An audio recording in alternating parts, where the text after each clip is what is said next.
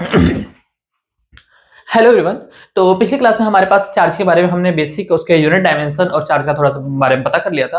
अब उस चार्ज के नेचर के बारे में पता करेंगे, जिसमें हमारे चार टाइप के नेचर हो जाएंगे। उन चारों नेचर को पढ़कर फिर हम जाएंगे कहाँ पर, फोर्स पर, कूलम्ब फोर्स और इलेक्ट्रिसिटी के बारे में बातें करेंगे। तो यहाँ पर सबसे पहले हम चार्ज के नेचर के बारे में बात कर लें। तो चार टाइप के नेचर पाए जा रहे हैं। एक हमारे पास एडिटिव हो जाएगा, दूसरा इनवेरिएंट, और तीसरा कंजर्वेशन ऑफ चार्ज, और चौथा क्वांटाइजेशन ऑफ चार्ज के बारे में बात कर ले रहे हैं। एडिटिव नेचर का मतलब बस सिर्फ आप इतना समझ लो कि चार्ज को ना हम एड और सब्ट्रैक्ट कर सकते हैं, क्योंकि प्लस माइनस चार्ज होते हैं ना। तो अब चार्ज कोई वेक्टर क्वांटिटी तो होता नहीं है, कैसा होता है, स्केलर क्वांटिटी होता है, लेकिन एड या सब्ट्रैक्ट कर सकते हैं, ठीक है ना। कि जैसे मान लीजिए यहाँ पर 5 क्यू है, यहाँ पर प्लस 7 क्यू है, ऐसा कुछ लिया, 12 क्यू हो गया। तो मतलब एडिटिव नेचर में बस इतना बता रहा हूं मैं कि चार्ज को एड या सब्ट्रैक्ट कर सकते हैं, बस ये है एडिटिव नेचर। यहाँ तो बात क्लियर है क्या। सेकंड बोल रहा है इनवेरिएंट ऑफ चार्ज। इनवेरिएंट का मतलब है कि चार्ज के आप कोई स्पीड दे दो, कोई एक्सेलरेशन दे दो, कोई फोर्स लगा दो, तो चार्ज की वैल्यू चेंज नहीं होगी, ये बताना चाह रहा है। इसका मतलब क्या, मैं क्यू प्रोपोर्शनल टू वी की पावर 0 कर दूं। क्या बात समझ में आ रही है कि क्यू प्रोपोर्शनल टू वी की पावर मैंने 0 क्यों किया, कि वेलोसिटी पर डिपेंड नहीं करता। चार्ज को आप लाइट की स्पीड से भी चला दोगे तो चार्ज उतना ही रहेगा, बढ़ या घट नहीं जाएगा। बस इतनी बात बताई जा रही है। तो क्या इनवेरिएंट ऑफ चार्ज समझ में आ गया क्या। अब अगला आ रहा है आपका चार्ज ऑफ कंजर्वेशन। तो चार्ज ऑफ कंजर्वेशन का मतलब है कि किसी सिस्टम पर जो चार्ज होगा ना, वो सेम रहेगा। अब इमेजिन कीजिए कि ये आपका एक सिस्टम हो जाएगा। अगर मैं इसको रफ करूंगा तो इससे इलेक्ट्रॉन इसमें जाएगा या फिर इससे इसमें जाएगा। तो अब इलेक्ट्रॉन का जो इधर से उधर ट्रांसफर हुआ, अब जिधर इलेक्ट्रॉन गया, सपोज यहाँ से इलेक्ट्रॉन इसमें गया, तो इस पे क्या आएगा, नेगेटिव चार्ज। और चूंकि इसमें से गया था तो इस पे क्या जाएगा, पॉजिटिव चार्ज। लेकिन अब अगर दोनों को एक सिस्टम ले ले, तो उस सिस्टम की बात करें अगर, तो वहां तो चार्ज कंजर्व ही रहा ना, पहले भी जीरो था, अभी भी जीरो हो गया। लेकिन अगर इसको रफ करके आइसोलेटेड रख दें, तो हम कहेंगे चार्ज इस पर आ गया जो पहले नहीं था। नहीं भाई, पहले नहीं था, लेकिन वो लेने भी तो गया किसी के पास। तो एक्चुअल में क्या हुआ, हमेशा एक्चुअल में चार्ज तो जीरो ही है ना, मतलब चार्ज हमेशा कंजर्व है, जो नेट चार्ज है। लेकिन हमारा चेंज कैसे हो रहा है, सपोज दैट आप इस पे रफ किए और इस पे कितना आ गया, इस पे आ गया 2 कूलम। इसको आपने बीच से तोड़ दिया और ये कंडक्टर रहा, तो एक एक कूलम दोनों में बट जाएगा। तो अब ये जो है इसको अलग आइसोलेटेड कर दो। तो आपने चार्ज को चेंज किया, लेकिन एक्चुअल में क्या किया, सिस्टम को अलग कर दिया ना। तो अगर पूरे सिस्टम का लोगे तो हमेशा चार्ज क्या रहेगा, कंजर्व रहेगा। तो सिस्टम का चार्ज कंजर्व रहेगा, ये बात समझ में आ गई क्या।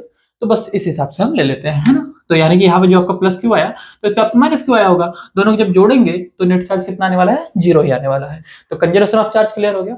अब आता है quantization of charge. Quantization of charge में थोड़ा कंफ्यूजन हो सकता है। फिलहाल ऐसा समझो आप कि एडिटिव नेचर हमने समझ लिया था। अब उस एडिटिव नेचर के बारे में हम ये बात कर रहे हैं कि जो Q होगा ना, Q इक्वल टू हम प्लस माइनस एन ई लिखेंगे। अब ये लिखने के पीछे बहुत बड़ी राज की बात है कि जो आपका क्वांटाइजेशन चार्ज है, वो कह रहा है कि चार्ज को, जैसे कि उन्होंने बोला कि ये क्वांटा है। कौन किया था, मिलिकन एक्सपेरिमेंट किया गया था, मिलिकन ऑयल ड्रॉप एक्सपेरिमेंट। उन्होंने बताया कि चार्ज जस्ट लाइक अ क्वांटा है, वो क्वांटा के बेस पर बताया गया चार्ज को, ठीक है ना।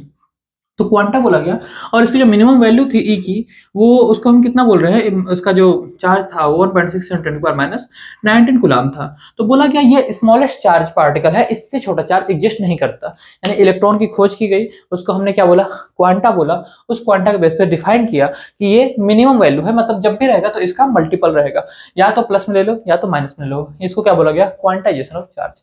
क्या यहाँ तक बात आपको एकदम श्योर और क्लियर हो रही है। अब अगर ये बातें क्लियर हैं, तो ये बात यहाँ खत्म नहीं होती, ये यहाँ से शुरू हो रही है कि अगर क्वांटाइजेशन ऑफ चार्ज हमने बोला, तो ये तो मिलकर एक्सपेरिमेंट किया गया। लेकिन दूसरे साइंटिस्ट है, उन्होंने एक्सपेरिमेंट करके बताया कि सिर्फ यही नहीं है, बल्कि इसके आगे भी कहानी है कि अगर मैं और भी डेप्थ में जाऊंगा, तो एक्चुअल में क्वार्क से चार्ज बने हुए हैं। उन्होंने बोला, क्वार्क वर्ड दिया, बोला कि जो क्वार्क की वैल्यू होती है ना, वो इलेक्ट्रॉन की वैल्यू के बाई 3 होती है। यानी कि मिनिमम जो चार्ज होता है वो इलेक्ट्रॉन नहीं होता, इलेक्ट्रॉन का 1/3 टाइम्स जो होता है वो मिनिमम चार्ज होता है। लेकिन प्रॉब्लम क्या हुआ कि ये जो क्वार्क है ना, ये फ्री एग्जिस्ट नहीं करता, फ्री एग्जिस्ट करता ही नहीं है। अगर फ्री एग्जिस्ट नहीं करता है तो हम क्वार्क की बात करें या ना करें, ना ही करो तो अच्छा है। जो चीज फ्री एग्जिस्ट कर ही नहीं रहा है, तो आप आखिर ये चीज लिख रहे थे। अगर मैं यहाँ E/3 लिखूंगा, तो E/3 लिखूंगा, इसका मतलब उतना इलेक्ट्रॉन ट्रांसफर होना चाहिए, और वो कैसे ट्रांसफर होगा जब वो फ्री एग्जिस्ट नहीं कर रहा है। तो आप समझ गए, क्वार्क प्रूफ तो हो गया, होता तो है लेकिन फ्री एग्जिस्ट ही नहीं करता, तो कहां से प्रूफ होगा। अब ये क्वार्क जो है, ये अपने आप में प्रूफ इसलिए था क्योंकि क्वार्क से प्रोटॉन और न्यूट्रॉन को बनाया गया। कैसे बनाया गया, इस क्वार्क के दो टाइप हो जाएंगे, अप एंड डाउन के बारे में बात करनी पड़ेगी, ठीक है ना।